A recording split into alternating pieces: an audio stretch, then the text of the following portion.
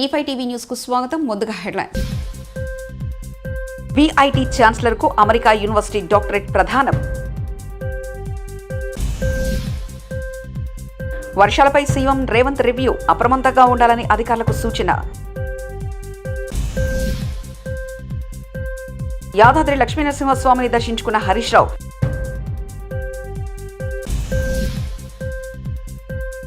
నూట 51 ఎమ్మెల్యే స్థానాలకు పైగా 22 ఎంపీ స్థానాలకు మించి గెలవబోతున్నా.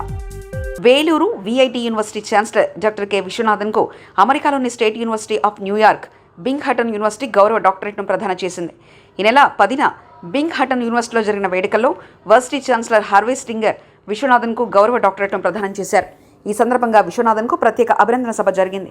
ఈ కార్యక్రమంలో అక్కడి శాసనసభ మండలి సభ్యులు డోనా ఎలుపాడో, సెనేట్ సభ్యులు లియావెట్, dean professor Srihari Krishnaswamy, state university of New York vice chancellor doctor Donald Hall, VIT ఉపాధ్యక్షుడు Shankar Viswanathan, doctor Sekar Viswanathan, doctor G V Selvam, Kadambari Viswanathan, VIT international relations director Srinivasan తదితరులు పాల్గొన్నారు. అదేవిధంగా వాషింగ్టన్లోని విశ్వనాథన్కు ప్రత్యేక అభినందన సభ జరిగింది. ఈ కార్యక్రమంలో సెనేట్ సభ్యుడు కన్నన్ శ్రీనివాసన్, అమెరికాలోని భారత రాయబార కార్యాలయ విద్యా విభాగాధిపతి doctor B Karunakar, VIT north American alumni association ఎగ్జిక్యూటివ్లు తదితరులు హాజరై విశ్వనాథన్ను అభినందించారు. సార్వత్రిక ఎన్నికల్లో ఇండియా కూటమికి మద్దతు ఇవ్వాలని ఉత్తరప్రదేశ్ ప్రజలకు ఆప్ కన్వీనర్ ఢిల్లీ సీఎం అరవింద్ కేజ్రీవాల్ విజ్ఞప్తి చేశారు. గురువారం లక్నోలో ఏర్పాటు చేసిన విలేకరుల సమావేశంలో కేజ్రీవాల్తో పాటు సమాజ్వాదీ పార్టీ అధినేత అఖిలేష్ యాదవ్, ఆప్ నేత సంజయ్ సింగ్ పాల్గొన్నారు. హైదరాబాద్లో కురుస్తున్న వర్షాలపై అప్రమత్తంగా ఉండాలని సీఎం రేవంత్ రెడ్డి అధికారులకు ఆదేశించారు. గురువారం సాయంత్రం సెక్రటరీలోని అన్ని విభాగాల అధికారులతో సీఎం మాట్లాడారు. వర్షాల నేపథ్యంలో ప్రజలకు ఇబ్బందులు లేకుండా ఎప్పటికప్పుడు సహాయక చర్యలు చేపట్టాలని సూచించారు.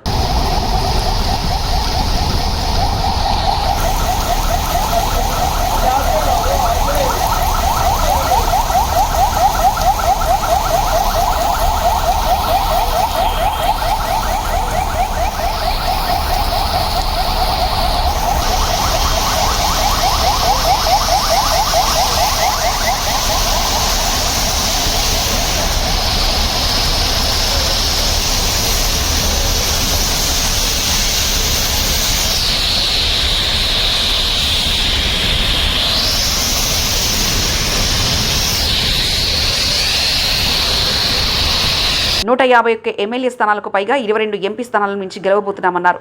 ఇప్పుడు వచ్చే ఎన్నికల్లో దేశం మొత్తం ఆంధ్రప్రదేశ్ వైపు చూడబోతుందని సీఎం వైఎస్ జగన్ తెలిపారు.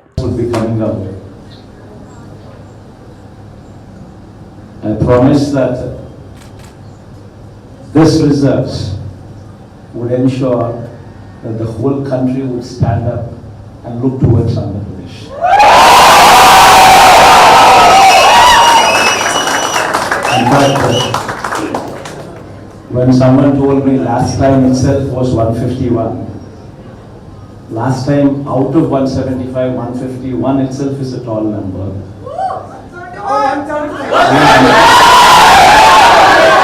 When someone told me 22 out of 25 itself is a tall number. This time, we're going to beat that record.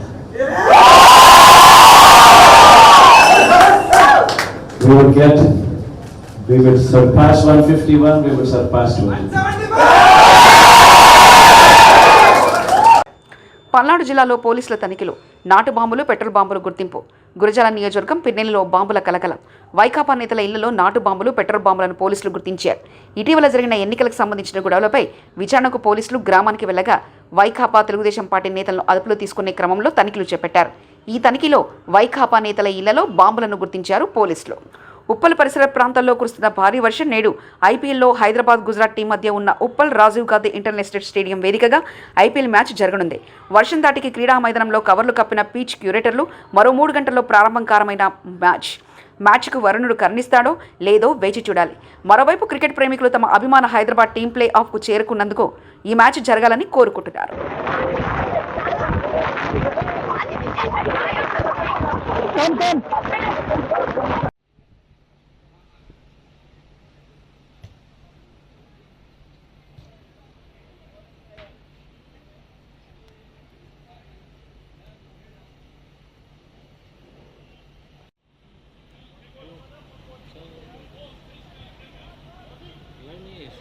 video.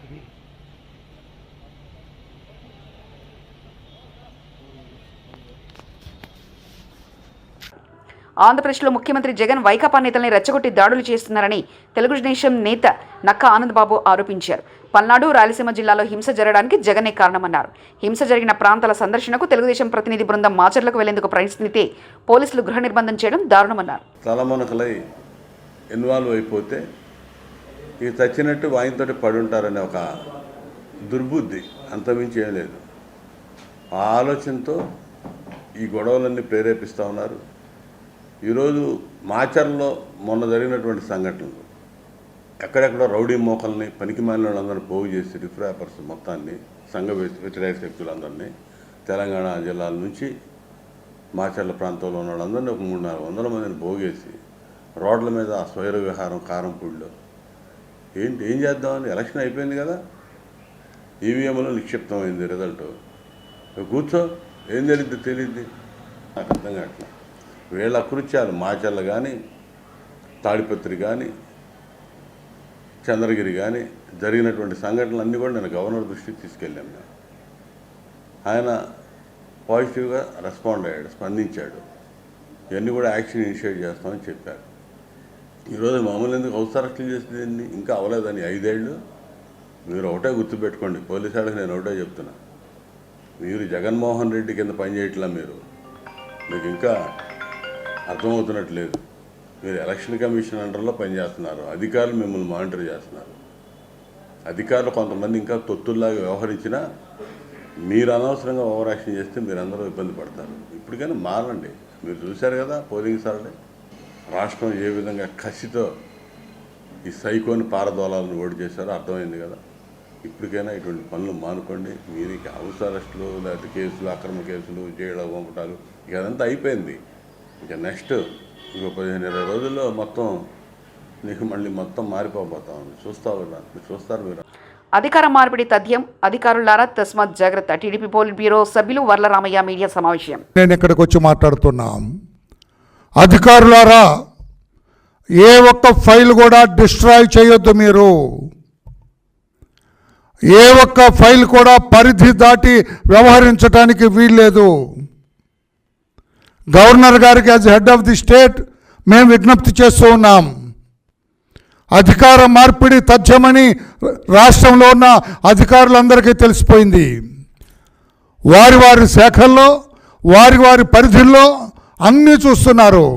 అంత 5 ఏళ్లుగా నడిచిందంతా తప్పుల తడక, తప్పుల విధానం నడిచింది.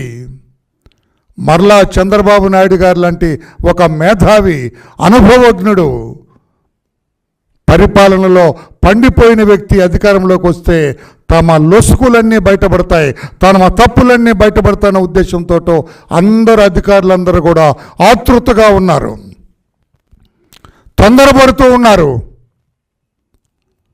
ఏమేం చేశాం తప్పులు, ఆ తప్పులు కప్పిపుచ్చుకోవటానికి ఏం చేయాలి అని అందరూ కూడా ఆతృత పడుతున్నారు. వారందరికీ నేను తెలియజేస్తున్నా, kindly don't do any further mistake. ఏమి తప్పులు చేయొద్దు మీరు. ఎన్నికల రోజు ఆ తర్వాత దాడులతో పల్నాడును వైకాపా ఎమ్మెల్యేలు రావణ కాస్ట్రగా మార్చేశారని తెలుగుదేశం నేత ఎరపతినేని శ్రీనివాసరావు ఆరోపించారు. దాడులను నియంత్రించడంలో ఈసీ, సీఎస్, డీజీపీ విఫలమయ్యారని చెప్పారు. పల్నాడు జిల్లా పోలీసులు ఇంకా వైకాపా కనుసనల్లో పనిచేస్తున్నారని విమర్శించారు. పిన్నెలిలో భారీగా బాంబులు బయటపడ్డా పోలీసులు ఎందుకు గోప్యంగా ఉంచారంటూ ప్రశ్నించారు. అంటే 5 సంవత్సరాలు గ్రామం వదిలిపెట్టి వెళ్ళిన తెలుగుదేశం నాయకులు హైకోర్టు ఆదేశాలతోని గ్రామానికి వచ్చిన తర్వాత కూడా ఈ పరిస్థితి ఎందుకు వచ్చిందో ఒకసారి పోలీసులు ఆలోచించుకోవాలి. ఎందుకు వైసీపీ నాయకులకి వీళ్ళు ఒత్తాస పలుకుతున్నారు? గోప్యత పాటించాల్సిన అవసరం లేదు. దాంట్లో వాళ్ళ ఇంటెన్షన్ ఏంటో అర్థం కావట్లేదు. లోకల్గా సీఎల్ఎస్ఎల్ కూడా సరిగా రెస్పాండ్ కావట్లేదు. వాళ్ళు ఎంతసేపటికి వైసీపీ నాయకుల్ని కాపాడే ప్రయత్నం చేస్తున్నారు తప్పితే సామాన్య ప్రజలను కాపాడే ప్రయత్నం వాళ్ళు చేయట్లేదు. ఈ పరిస్థితుల నుంచి బయటపడాలంటే తక్షణం ఎన్నికల కమిషన్ అయినా చర్యలు తీసుకోవాలి. కొత్తగా వచ్చిన డీజీపీ కానీ, చీఫ్ సెక్రటరీ కానీ నిమిత్త మాత్రులుగా వైసీపీకి కొమ్ముకు వస్తారు. నిన్న Anil Kumar Yadav MP YCP candidate, ఇక్కడ అభ్యర్థి వైసీపీ అభ్యర్థి ఎమ్మెల్యే కాసిం మహేష్ రెడ్డి బరితెగించారు నియోజకవర్గంలో. ఎక్కడికక్కడ వెళ్ళి దాడులు చేసి మా మీద ఎక్కడికక్కడ అమానుషంగా కొట్టి గ్రామాలు ఖాళీ చేయించిన ఉద్దేశం మీద 40 వెహికల్స్ 50 వెహికల్స్ వేసి గ్రామాల మీద దాడులు చేసే పరిస్థితికి వచ్చారు. అక్కడ మాచలు చూస్తే పిన్నెల రామకృష్ణారెడ్డి అతని తమ్ముడు నేను కారంపూడి మొత్తం తగలబెట్టారు. మాచలు వైశాఖ మాస శుక్లపక్ష దశమి శ్రీ వాసవి కన్యకా పరమేశ్వరి అమ్మవారి జయంతి ఉత్సవాలు ఈ నెల 17, 18 తేదీల్లో నిర్వహిస్తున్నట్లు ఆలయ 2 ఆలయ ప్రధాన అర్చకులు అరవెల్లి ఉమామహేశ్వరరావు తెలిపారు.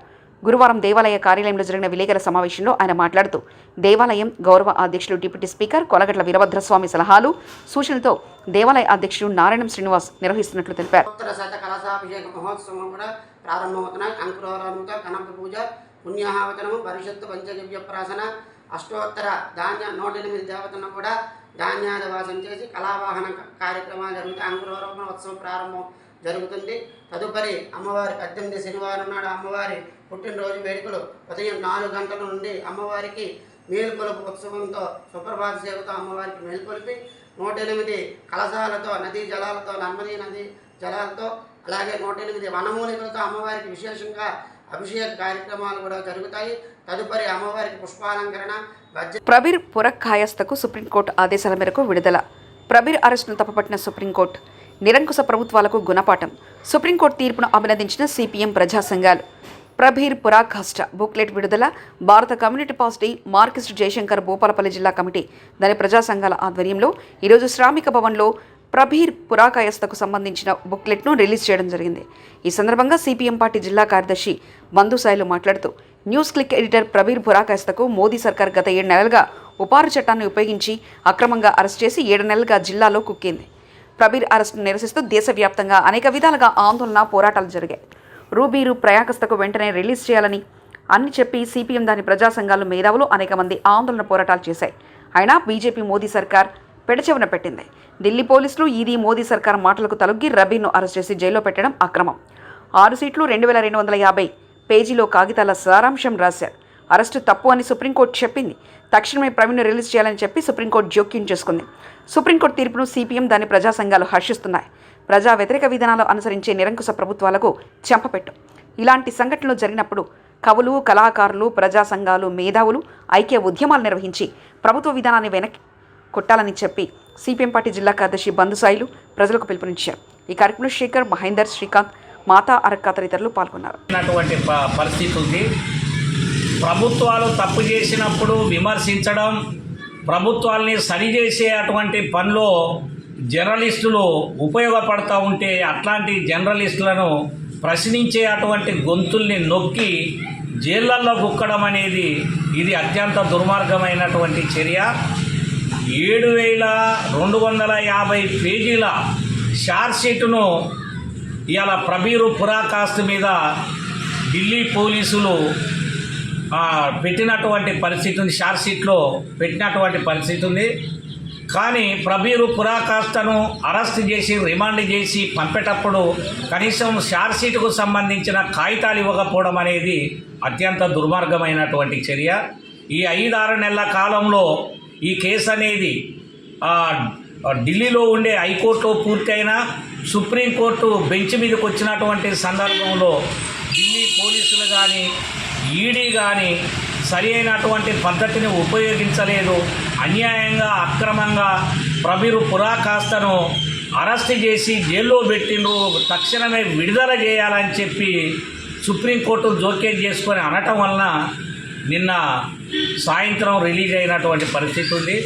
సుప్రీంకోర్టు తీసుకున్నటువంటి నిర్ణయాన్ని సిపిఎం పార్టీ ప్రజా సంఘాలు హర్షిస్తూ ఉన్నాయి. మోడీ సర్కార్కి అది చెంపదెబ్బ.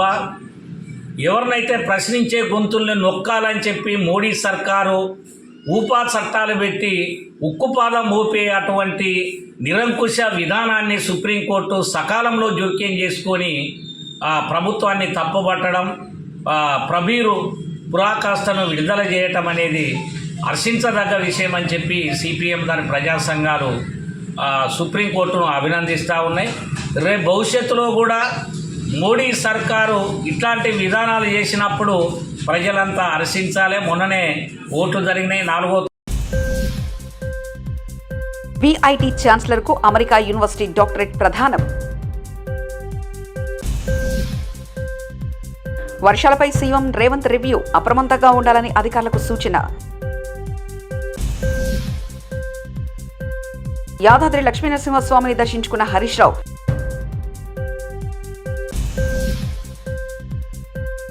నూట 51 ఎమ్మెల్యే స్థానాలకు పైగా 22 ఎంపీ స్థానాలకు మించి గెలవబోతున్నా. ఇవి బులెటిన్ విశేషాలు. చూస్తూనే ఉండండి E5 టీవీ న్యూస్.